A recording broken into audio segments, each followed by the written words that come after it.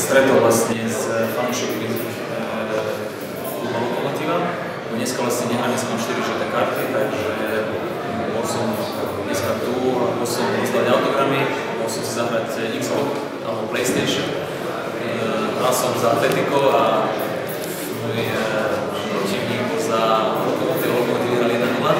Takže zahrali si PlayStation, porozprával som sa s nimi, takže bolo to príjemné, ďakujem, že cítim, že za mnou stoja títo fanúšikovia, že mi fandia a držia mi palce, aj to, že keď nehrávam teraz, že mám teda trošku ťažšie obdobie, ale ja si myslím, že všetko dobre dopadne, budem sa hrávať a možno treba počkať svoju šancu a